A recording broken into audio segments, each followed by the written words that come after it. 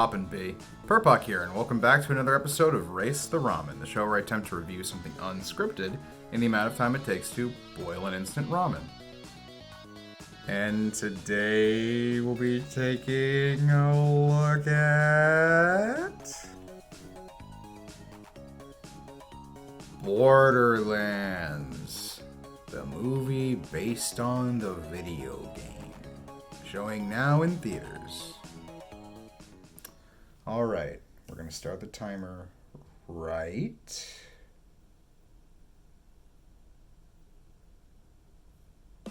now. Okay, so, Borderlands. You know, I've reviewed a few bad movies lately. I'll review a few more soon, because there's just been an interesting number of uniquely bad movies as of late. But there was no perfect shitstorm brewing on the horizon that had more eyes on it, mine included, than Borderlands. Like, the first time I saw a trailer for this movie, I'll admit, I was kind of cautiously optimistic. I haven't really played the Borderlands games in years. I really played a lot of the first one. I was in middle school or high school, played the DLC, played it multiplayer, played it by myself, hours and hours. I jumped off the series at Borderlands 2 because I hated the level progression, and the sense of humor was kind of starting to rub me the wrong way.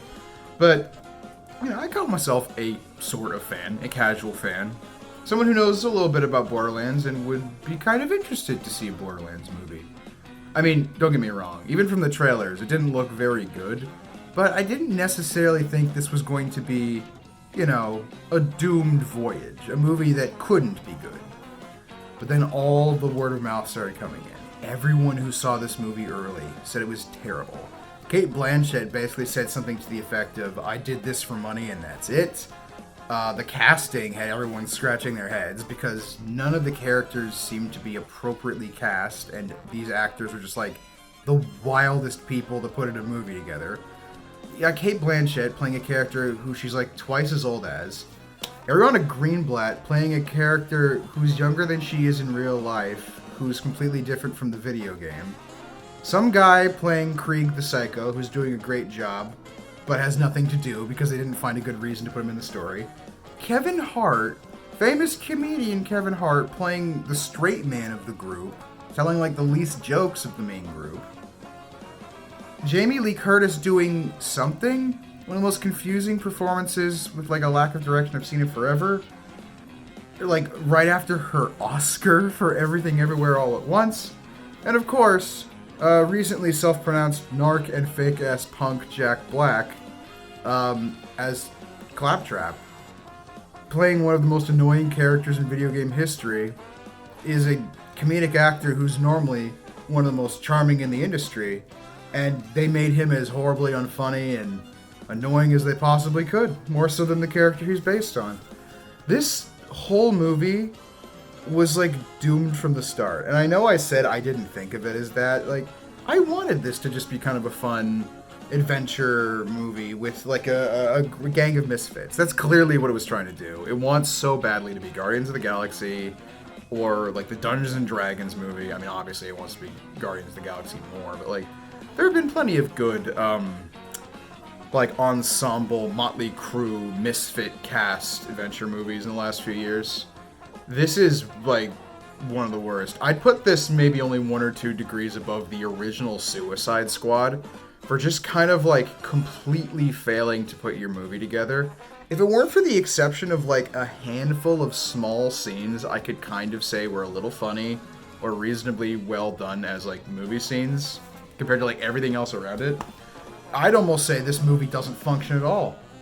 I'm honestly shocked that this project was announced in 2015. I guess I'm not, because that was when the games were really popular, but 9 years of development hell for this. For them to take an M-rated, crude humor, shooty game with all the guns in the world and a cel-shaded, colorful, cartoony sci-fi planet, and waste $100 million on making the most 2008 looking movie ever. And it's so empty. It's so nothing. it's amazing how, like, none of the pieces work. None of the individual aspects of this movie gel together to create something. No actor is on the same page as any other, so even the ones that are doing a decent job aren't playing well off the other ones because no one knows what they're doing. Eli Roth was a terrible decision for the director. I mean, he's a guy who makes gory, miserable, very R-rated movies. And again, this is an M-rated franchise, but you made it PG-13. There's no blood.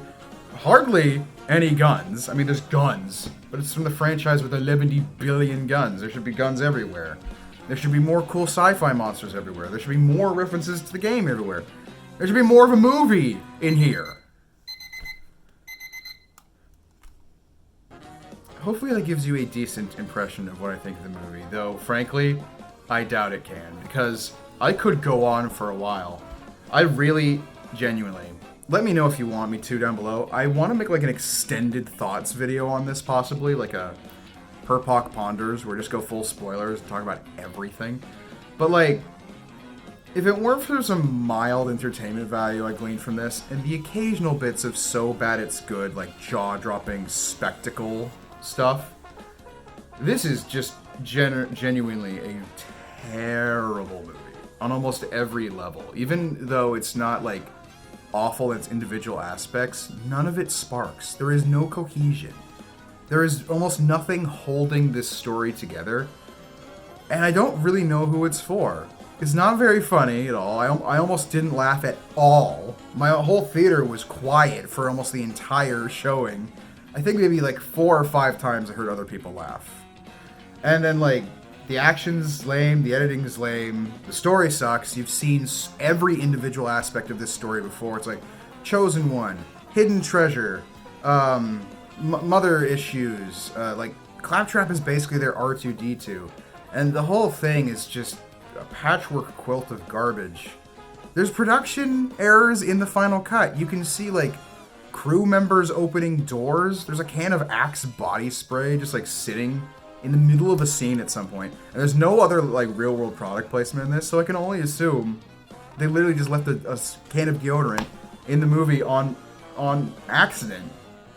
Like, that's what we're dealing with here. And we have the CEO or whatever of Take-Two, head of the Borderlands team, some guy at Take-Two, like, hey, give it a chance. It's like, guys, we gave it a chance. It's very bad. And I'll be frank, you missed your chance to make a Borderlands movie long ago. The fact that we're in the 2020s and we got this is already the thing that doomed it. Because this was a 2010s like time capsule the whole time, this whole series. And in just every little way, this movie is basically only the bad things about Borderlands. There's stuff in it to appreciate if you've played the games, but it also just takes all the stuff that was already just kind of bad about them and makes it worse and adds its own worse stuff. You basically just have a big waste of time nothing sandwich. It's crazy. I'd almost recommend it if you're willing to torture yourself that much. I give Borderlands a 2 out of 10. It only escapes being a 1 because I think there are a few aspects that were done as they intended them to do. Like, the scenes played out as normal scenes with nothing ruining them. But just everything about this movie, the scripting, the marketing, the conception, the director, like, the cinematography, the special effects, every little thing about it is bad, mediocre, or just a fundamental mistake.